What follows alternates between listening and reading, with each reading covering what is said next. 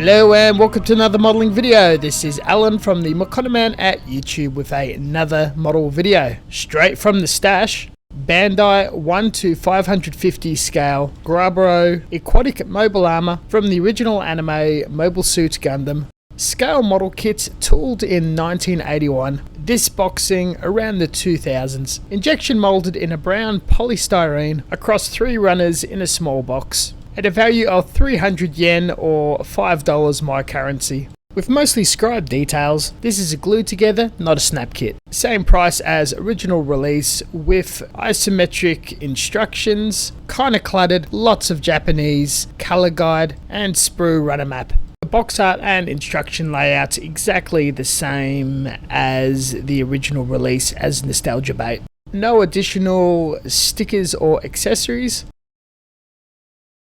With a standard assortment of tools, nippers, knife, sanding paper and some extras, we're removing the parts with the 2-cut method, trimming the nub and sanding back. The parts do have alignment keys, but these are not snap points, just to keep them stable. Brush or inject glue on the edges and sandwich together. This will leave a seam that requires covering in putty, a period of time to pass and sanding back. None of this is particularly hard, just a different set of skills from snap models, more consumables and a lot of patience. The assembly starts with the claws, possibly the most difficult parts of the kit. A cone pivots at the end of the arm and sandwiched with a butt plate in the rear. Not a lot of anchor point from the claws onto the cone. I wish I pinned it on as it snapped off a few times, and the articulation points are very tight and worse with glue and paint. This can also be trimmed to be much looser. Otherwise, the general geometric shape and overall aesthetic is very retro and incredibly cool.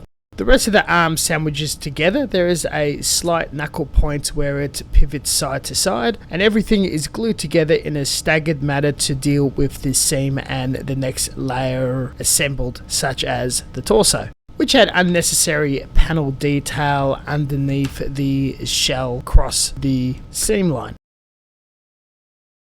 The articulation point between the arms and torso had a lot more give and could move freely, which made me feel comfortable in finalising and cementing it all together. I chose to keep the 2 propulsion systems unglued to be painted and attached later. An almost unnoticeable aspect is the vents at the top of the shell, and that was glued into place too.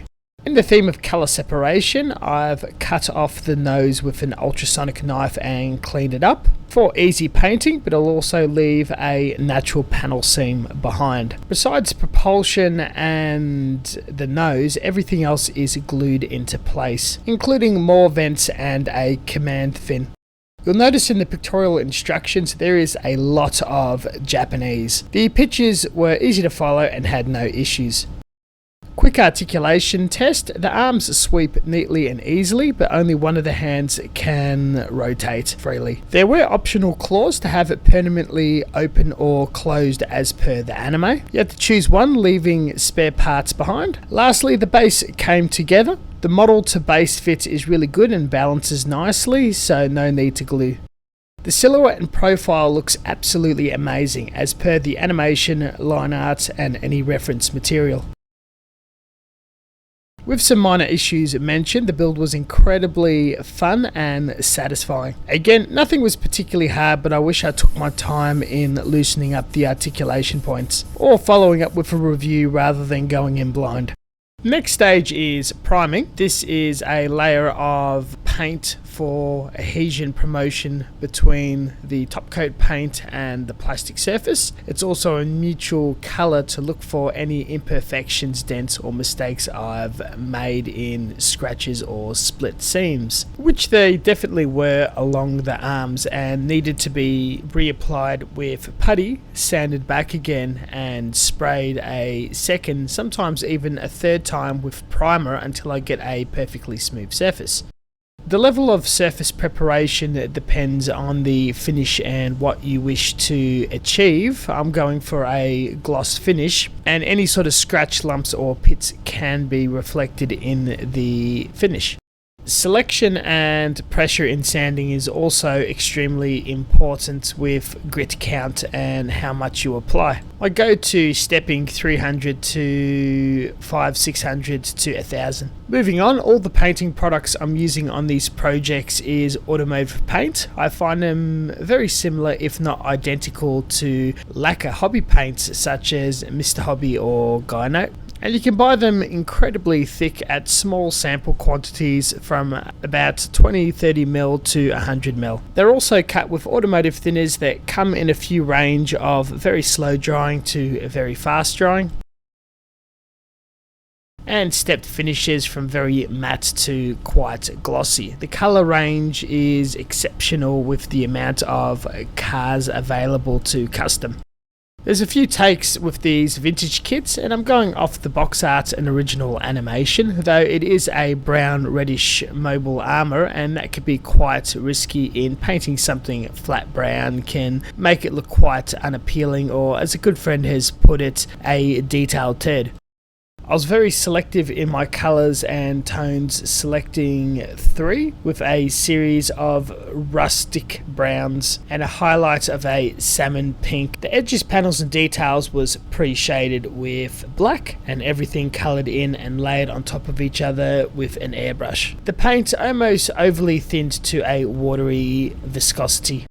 You'll notice I'm displaying Mr. Hobby jars. What I'm doing is using the lids to sample colour tones that I already use and like at the automotive store, and just retopping them up from the 100ml jar. With everything airbrushed, I moved on to hand painting the eyes and a couple of small details. Manual stippling and shading on the mono eye, of course. The base, which I made a YouTube shorts about, is a few tones of blue with a rippling water effect.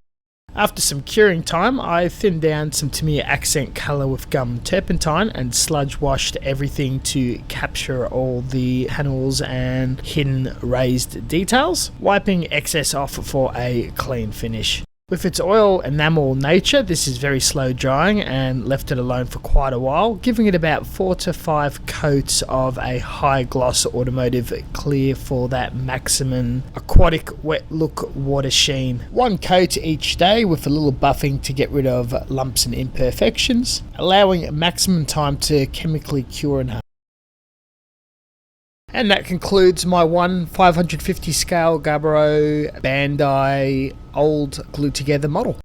I collected and purchased this well over 10 years ago during my first sec to Japan for ridiculous cheaper than its retail value, and everything from its build, aesthetic, articulated gimmicks and base. Anyone who's a fan of the original Mobile Suit Gundam and classic sci-fi anime mecha would absolutely fall in love. It's a good middle ground kit for both beginners and experienced builders alike, with a lot to offer if you want to just glue it together and keep it to its natural plastic colours, all the way up to customising, painting and pushing it a bit further. The original 80s line is reissued quite frequently, but some of the more obscure stuff like ships, mobile armour and weirder Xeon suits are sometimes put out or not, making it quite sought after and collectible. They can fetch a overly scalped high price on eBay from time to time, so whenever you come across them in a hobby shop from a new release, definitely acquire it when possible.